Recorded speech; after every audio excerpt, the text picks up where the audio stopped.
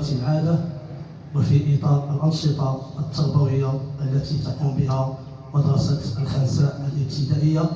ارتأت اليوم إن شاء الله مدرسة الخنساء إدارة وأطرا وعمالا وبالتنسيق مع أعضاء مكتب جمعية آباء وأمهات وأولياء التلاميذ بتنظيم أمسية تربوية على شكل حفل تكريمي للأستاذ المحترم والفاضل السي مسامح جمال.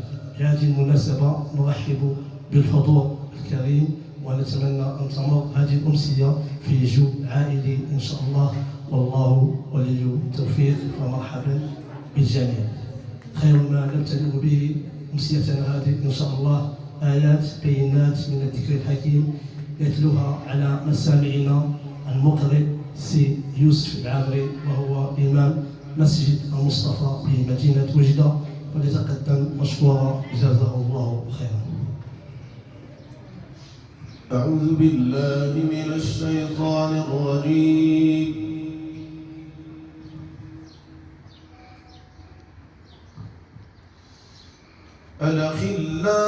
الأخلاء يومئذ بعضهم لبعض عدو إلا المتقين.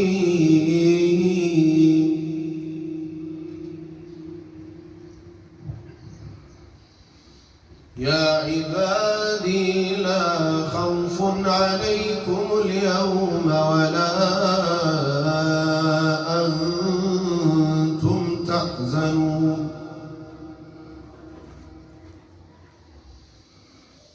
الذين آمنوا بآياتنا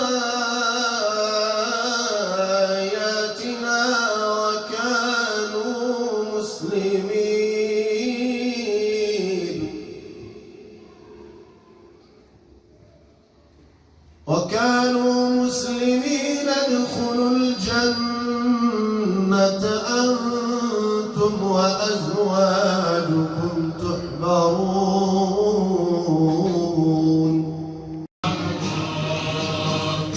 منتدى السؤدد وحماه دكت منتدى وحماه عشت في الأوطان لعلا عنوان تلك كل جنان ذكرى كل إنسان بالروح بالجسد هبتا هب النداء في فمي وبدمها وكثر الظلام. إخوتي هيا للعلا سعيا نشهد الدنيا أننا نحيا بشعار الله الوطن الملك. شعارنا دائما الله. بسم الله الرحمن الرحيم، والصلاة والسلام على أشرف المرسلين وآله وصحبه أجمعين.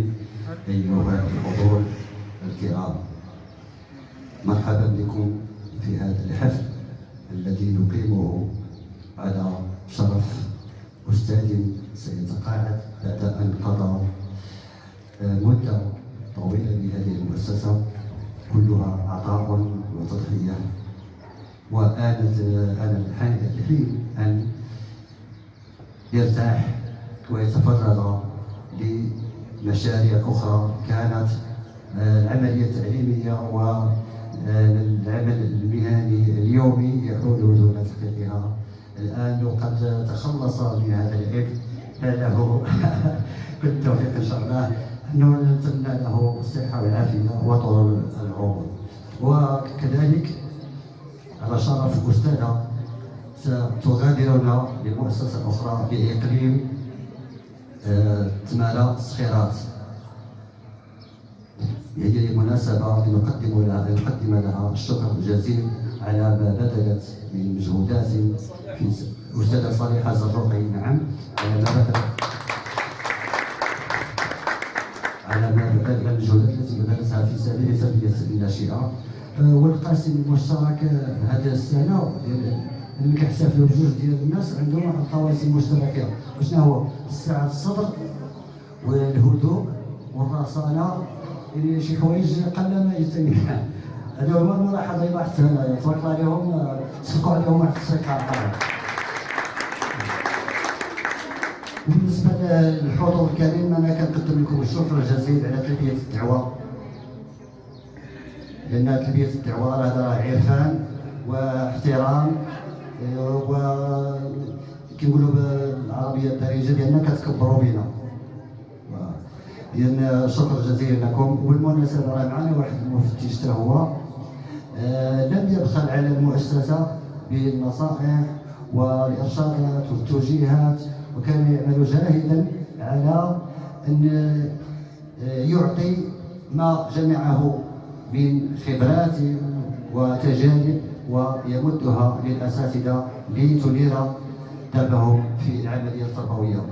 أقول الشكر للجميع، والشكر كذلك الأستاذ سي محمد الناصر اللي راه معنا هنايا، وحتى هو هذا غيتقع هذه السنة هذه إن شاء الله. أنا لن أهيئ كلمة، كنت عفويا إلى أخطأت لنا، العفو معذرة. شكرا للجميع، نتمنى أن الفقرات ديال هذه الأمسية هذه تنال الإعجاب ديالكم، وشكرا. يا مرحبا يا مرحبا، أهلا بكم يا كبار، كم سررنا نحن الصغار.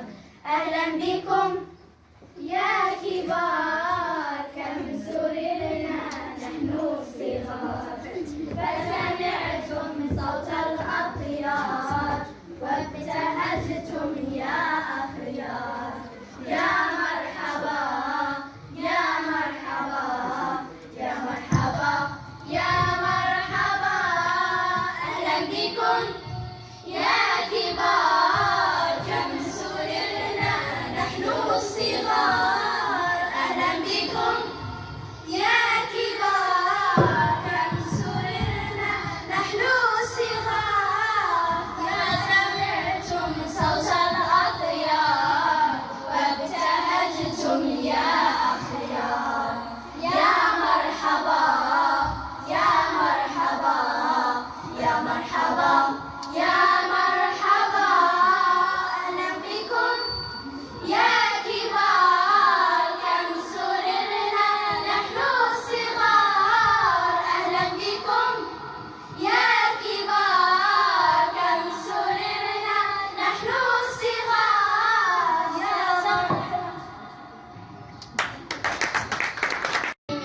مهذبي وملهمي، مهذبي وملهمي، فهو أبي بعد أبي، فحق لي أن أحتفي بتكريمه في شممي. فكرموه نكرموه نكرموه نكرمه، وكرموه كرموا في شخصه المعظم، بعلمه وجهده وصبره المجسم. أنار عقلي بالعلوم النافعات العظم، ومن ظلام الجهل والشقاء أبرى سقمي. أفضاله مجسم علي منذ القدم، ربى على الأخلاق والإباء روحي ودمي. من غيره قد غرس الإسلام ريا للضم، ومن هدى محمد أنشأ خير الأمم. تراه إن قصرت في الواجب بادي الألم، ومشرق الوجه إذا برزت مثل الفهم. أعماله جليلة زانت بقلب أكرم، منهاجه القرآن في تربيتي كمسلم. له أدين وبلادي بحياتي ودمي، فهو الذي ما جار يوما أو ثوانى أو عمي، يدفعني مشجعا إلى مزيد الهمم.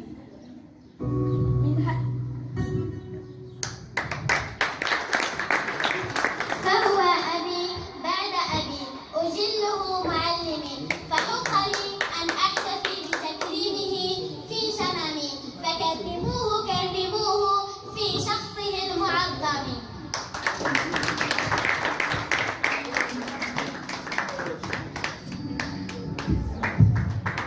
شكرا تلميذات المستوى السادس على كلامكم الجميل والطيب. بسم الله الرحمن الرحيم، والصلاة والسلام على أشرف المرسلين. أيها الحضور الكريم، كل واحد باسمه وصفته، أهلا وسهلا ومرحبا بكم لتشاركوننا. ربما لا نكون تذيع، وإنما تكريم الله لما قدمه من خدمات جليلة في حق المدرسة الوطنية ومدرسة الخنساء خاصة. إذا قلنا مدرسة الخنساء يعني أبنائنا فلذة أكبادنا الذين تعلموا على يده. ربما إذا رجعنا إلى حقبة قريبة جدا، واحد من الزمن اللي فاتت قريبة شوية، ربما نجد أنهم الآن الأبناء ديالنا والبنيتات ديالنا لهم أطورا كبرى،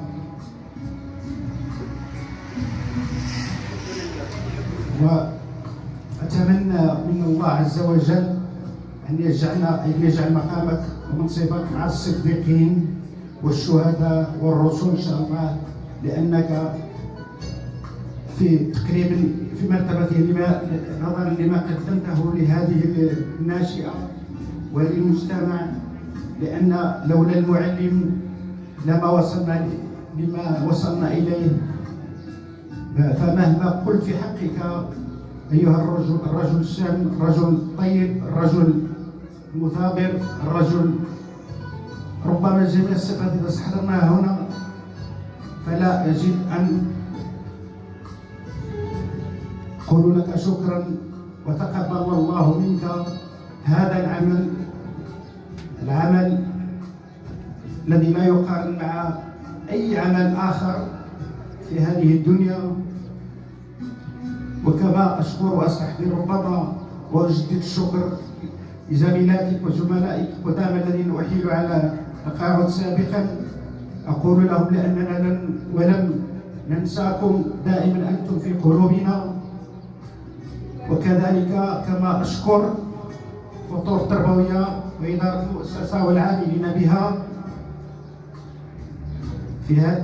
بما يقدمونه لأبنائنا والفلذة تكمل في هذه المؤسسة، المجهودات اللي كيتبذلوها لتلامذتها.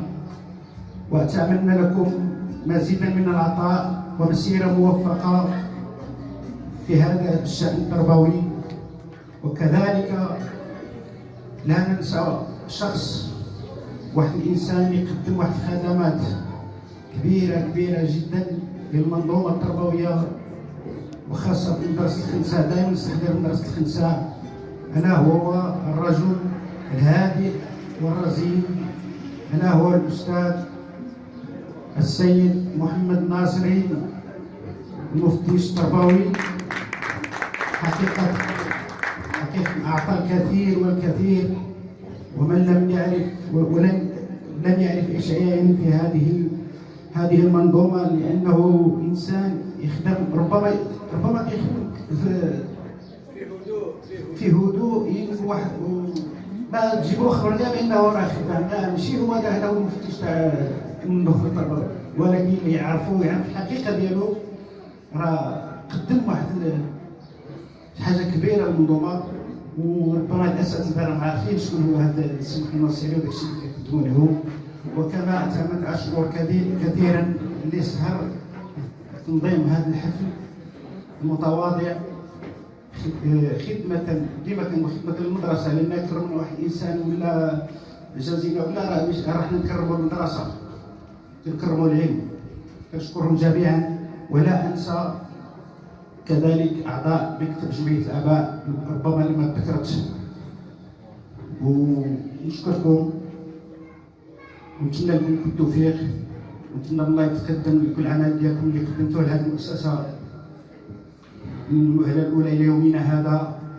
ونتمنى إن شاء الله يكون الختام ديالكم ختام مسك إن شاء الله. وشكرا لكم، والسلام عليكم ورحمة الله وبركاته. أيها الحضور الكريم، ضيوف الكرام، كل باسمي وصفتي أساتذتي الأفاضل أقول لكم أنتم من نحسبكم يا بذور الغياهب ويا بذور المواهب. أزف لكم من أعماق قلبي تحياتي جليلة، رواسم معبقة بأريج الورود مسربلة بالهنا والندى، فالسلام عليكم ورحمة الله تعالى وبركاته. سعداء جدا بلقائكم، فرحون مسرورون بتواجدكم معنا في هذا الحفل المميز المزدان بوجوه أحبتي ممن حضر، فلا يحلو الاحتفاء إلا بذكر خير خلق الله مديح المصطفى مع تلامذة الأصيل. ومادحه يؤمل في القيامة، الله الله مديح المصطفى يشفي السقامة،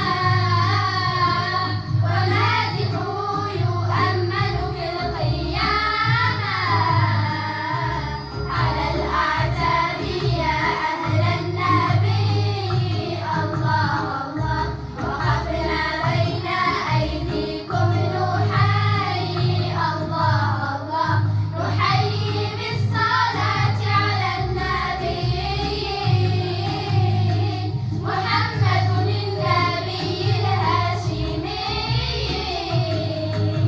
مديح المصطفى يشفي السقامة، الله الله ومادحه يؤمل في القيامة، الله الله مديح المصطفى يشفي السقامة،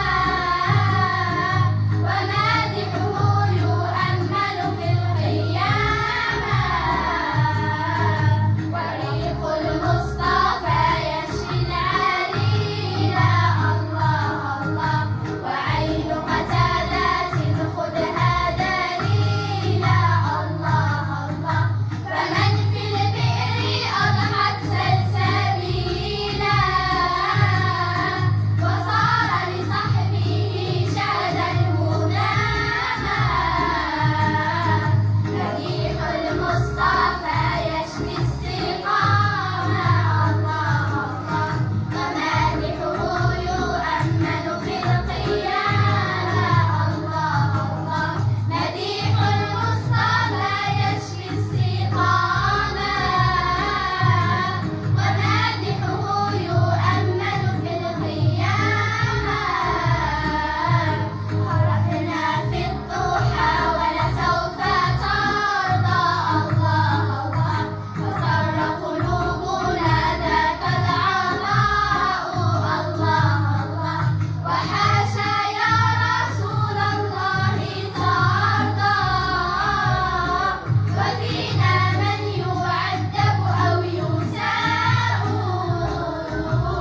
مديح المصطفى يشفي السقامة، الله الله ومادحه يؤمل في القيامة، الله الله مديح المصطفى يشفي السقامة،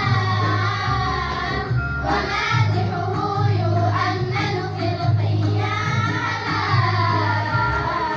أيغدرنا الزمان وأنت فينا، الله الله معاذ الله يا بدر الدمامة، الله الله أرى كل الوجود وما حواه، بكفك حجمه بيض الحمام، مديح المصطفى يشفي السقامة، الله الله ومادحه يؤمل في القيامة، الله الله مديح المصطفى يشفي السقامة، ومادحه يؤمل في القيامة.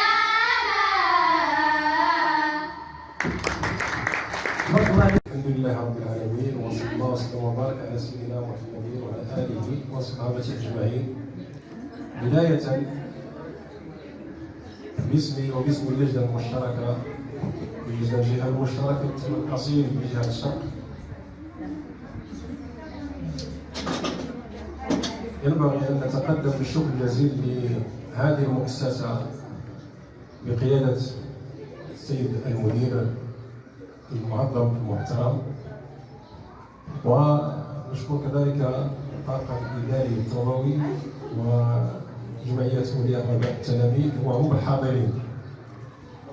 هذه الوقفة، هذه الأمسية هي أمسية عظيمة جدا، هي وقفة الاعتراف، وقفة الوفاء بالعهد، وقفة العرفان لأحد كبار هذه المؤسسة الذين أفنوا العمر في خدمة تلامذتنا، في خدمة الصالح الوطني.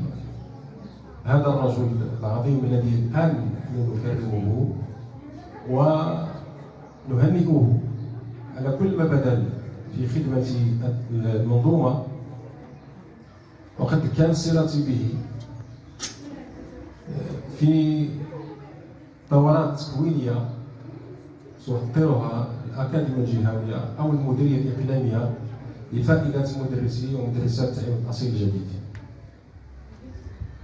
وعرفت في هذا الرجل الحقيقة أنه ذلك من الرجل المتواضع جدا الذي يقبل على التكوين وهو في هذا السن بكل جدية وبكل صدق وبكل إخلاص، وهذا يدل على تواضعه، ومن تواضع لله رفعه.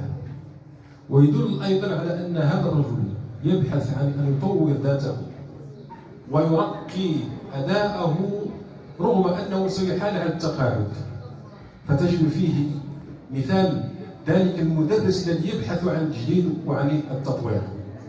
ثم أيضا من خلال هذه الدورات عرفت بأن هذا الرجل الذي الآن نحن نكرمه كان يحرص على ما ينهض بالتعليم المغربي، يحرص على أن يبحث عن الأسباب والوسائل التي تطور هذا التعليم.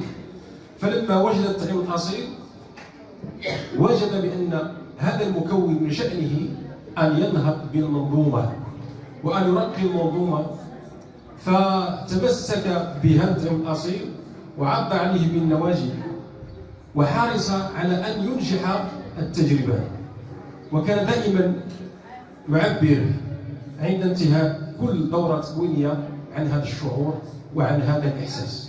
بل أكثر من ذلك وهو الآن يسمع، عبر أكثر من مرة بأنه إن شاء الله تعالى بعد حالته على التقاعد سيسهم بما فتح الله عليه في خدمة هذا التعليم الأصيل، وما ذلك إلا لما وجده فعلا من فرصة سانحة في هذا التعليم للنهوض بالمدرسة المغربية.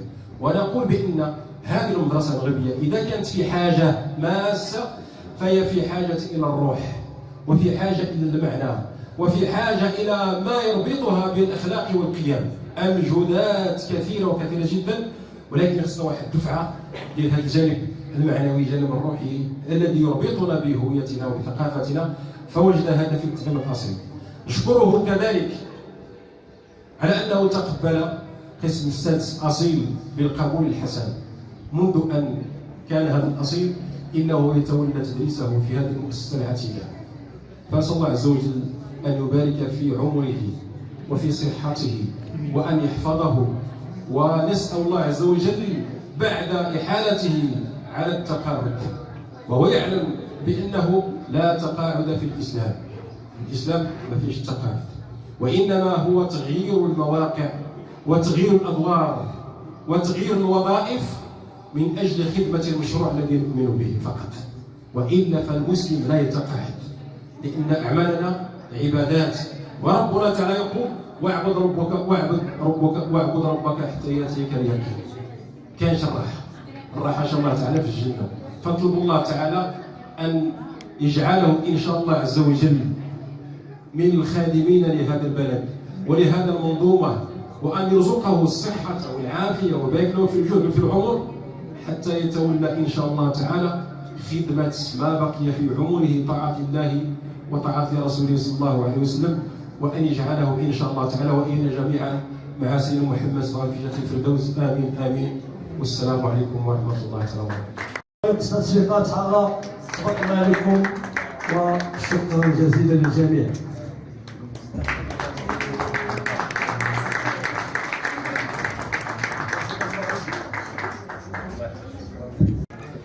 بسم الله الرحمن الرحيم، وصلى الله وسلم وبارك على سيدنا محمد وعلى آله وصحبه أجمعين.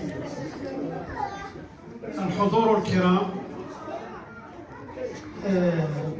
ورد في الآثار أن أمنا عائشة رضي الله عنها قالت: كان رسول الله صلى الله عليه وسلم يحدثنا ونحدثه فإذا حضرت الصلاة كأنه لم يعرفنا ولم نعرفه وخرج. بدأت بهذه السيرة، سيرة رسول الله صلى الله عليه وسلم، التي تبين بأن هناك أشياء قد تكون مهمة على أشياء أخرى. فالمطلوب هو أن يهتم الإنسان بهذه الأشياء ويترك الأخرى. وهكذا كان دأب أو كانت سيرة، أو على هذا المنوال كانت سيرة الأستاذ مسامح، الأستاذ سي محمد نصيري. عرفناهما هكذا، كانا يعملان في صمت ويؤديان الواجب، يعني يجعلان الواجب هو الأول. لذلك أحببناهم، لهذا أحببناهم، ولهذا كانت علاقتنا بهم حسنة، ولأن هذا يبين مدى الجدية والانضباط والإخلاص في العمل. سي مسامح عملنا معه، يعني أتكلم باسم المتقاعدين، عملنا معه سنوات طوال، كلها كانت علاقة طيبة. نراه يواظب على العمل، لم يتخلف قط عن أداء الواجب، كان مخلصا في عمله. وقعدنا معها يعني مسرحيات وتمثيليات. هذه المسرحيات هي أنه كان ما كي يغضب من أجل التلاميذ، يعني كيوقع لهم شي حاجة كيخدم عليهم وكيجي عندي يقول له ودي وسلكها، يلا شوف كي غادي نديرو تمثيلية. هي التمثيلية غادي تمشي انت قول لهم مالكم وكذا والاستاذ وكذا وهذه وهذه، وحاول زعما ترجعني لهم انا ما غضبتش. وهكذا يعني هذه نوع من انواع ديال فن العمل لو بغينا، لان التربيه والتكوين هو فن. لهذا باسمي ونيابه عن زملائي المتقاعدين، هو دابا ما عرفاش نحسبهم مع الزملاء ديالي ولا مع باقي، واش صيب عليه ولا هو خضرهم قال سي ابراهيم مازال ما كمل ياك عاد. يعني سي جمال، نشرف بحضور هذا الحفل، ونشرف كذلك بحضور اي حفل مثل هذا، يعني حفل تكريم، لان رسالة الأستاذ كما تعلمون هي رسالة التربية والتعليم، هي رسالة أشرف خلق الله رسول الله صلى الله عليه وسلم، والذي قال إنما بعثت معلما، يعني نقدر الأستاذ.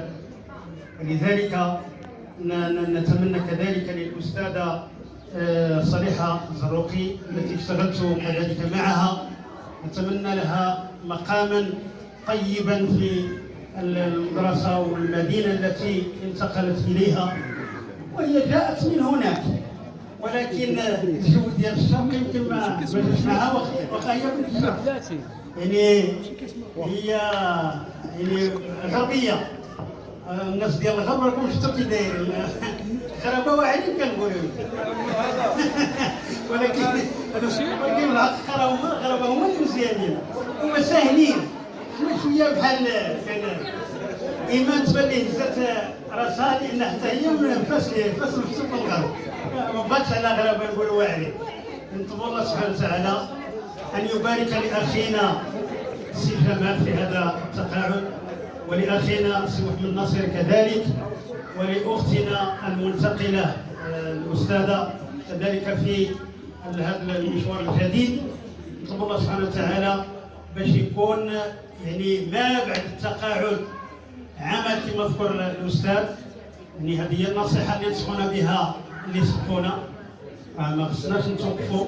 هذه ليست نهاية العمل وإنما هي بداية عمل آخر.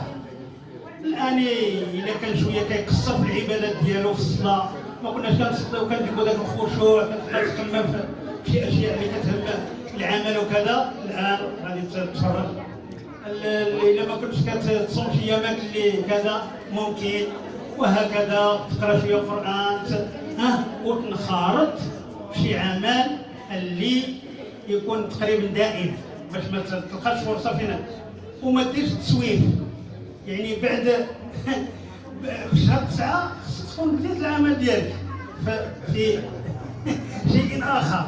إلا بقيت باقي كتسوف يعني غادي تلقى راسك فات سنة أو سنتين أو 3 وأنت لقيت راسك بأنك ميت قاعد موت قاعد. والسلام عليكم ورحمة الله تعالى وبركاته. أستاذ سامي ندير العلاقة معه ومع جميع الأساتذة اللي عندنا في هذه المؤسسة لكي يعرفوا ولا ما كيعرفوش. بالنسبة للأستاذ مسلم اللي هو واحد الكلمة، كان ضربة بيني وبينه في الحوار هذه صافي لونغ. يعني كنتلاقى معاه هنا وكنتقرا هنا راه زميلي الحمد لله راني واقف في هذا العام في هذا الكاس ان شاء الله. نقول له تقرا لي بنياتي وإلا بغيت التقاعد الله يسهل عليك. حاليا انا البنت ديالي راه كتقرا عنده هذه اخر سنه عندها والحمد لله. يعني جبت روح الانسان اللي ما عندي ما نقول فيه جميع الاساتذه والاطر قالوا فيك الكلمه وتاهل لها. كنشكرك السي استاذ المتابع. وكلمه متقاعد انا ما كتعجبنيش، كتعجبني بعيد عن المعاش، لان التقاعد فيه شويه تاع ارتباك. لهذا نتمنى لك مسيره موفقه ان شاء الله، ونتمنى شي عمره ولا حجه ان شاء الله. كما نشكر الشيخ الناصري. الاستاذ الناصري عندي معاه واحد المشكل باستور. هذا هي الانسان اللي كيخدم المؤسسه واللي كيخدم التعليم. المهم باستور انا عندي البنت كنتقرا وتقريبا قريب 3 شهور الاستاذه نتاع الفرنساويه ما كايناش، وبنتي ما قالتليش. كيجيو المؤسسه ولكن بدون استاذ تاع الفرنسيه. من بعدها قالت لي بابا راه استاذ تاع التربيه الاسلاميه تاع الفرنسيه ما كاينش. وهدرت لسي ماما، جيت عند السيد المدير ولا وهدرت معاه ولكن لم اجد واحد الجواب مقنع. انا عندي اتصال مع السي الناصري الله يجازيه بخير، اتصلت به فورا ديك الوقيته، اتصلت به السي الناصري الله يجازيه بخير الاستاذ ديالنا المحترم هاوس كاين قال لي واش هادشي كاين؟ قلت له راه كاين. قال لي ولكن واحد النقص نتاع الاساتذه في فرنسا، ولكن ان شاء الله غادي نحل المشكل. من الغدوه اللي يتفاجئ لك المدير نتاع الباستور انه وصل لهم استاذ تاع الفرنسيه. يعني كنشكرك استاذ ديالنا ونشكر حسن التيفوري اللي خدمنا معاه ولكن مع عطور كنفتوا في هذه المؤسسه. ونتمنى لكم التوفيق ان شاء الله ومسيره موفقه وجزاكم الله عنا خير. كنشكر السي عبد القادر الصحفي ديالنا حتى هو راه يقوم بمجهود كبير، والسي سليماني وجميع الاساتذه. وشكرا والسلام عليكم ورحمه الله تعالى وبركاته. نشكركم كاملين ونكون كنشكركم بزاف هو داعي ان شاء الله نتلاقاو مرة أخرى ان شاء الله. ما غاديش نقولوا وداعا، بل غادي نقولوا الى اللقاء ان شاء الله. الله يلاقينا في واحد الساعه مباركه ان شاء الله. انتقال موفق ان شاء الله استاذه، نتمنى التوفيق ان شاء الله في مسار الدراسي والعملي ان شاء الله. انتقال ميمون ان شاء الله بالصحه والعافيه وطول العمر ان شاء الله.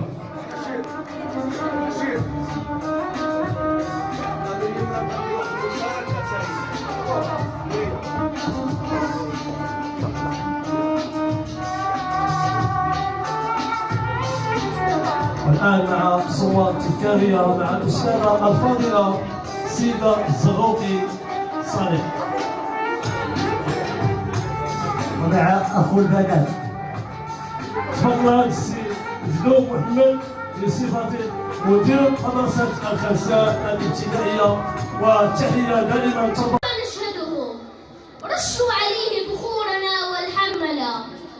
اليوم يوم مسامح، كيف نغفله وهو الذي في الدرس أوقد مشعلا. أفنيت في التدريس عمرا كاملا، قد كان فعلك رائعا ومبجلا، وكذاك فعل الصادقين ودأبهم، من صدقوا ما في الكتاب منزلا. حملت خير رسالة عمرا، قد أديتها ليكون جديك أمثلا، ورفعت للأجيال خير منارة، وفتحت آفاقا فكنت الأمثلا. الفصل يذكر وقع خطوك، كلما دخل الصغار إلى المقاعد أولا، حتى الحمائم سوف تذكر أنها كانت تسر إذا مسامح أقبلا. خير الأحبة يا مسامح توافدوا، وحضورهم لم يتركوه مؤجلا، يعبروا عن حبهم ورجائهم، تغدو سنين من حياتك أكبر. ما شاء الله ما شاء الله، تصفيقات عليك.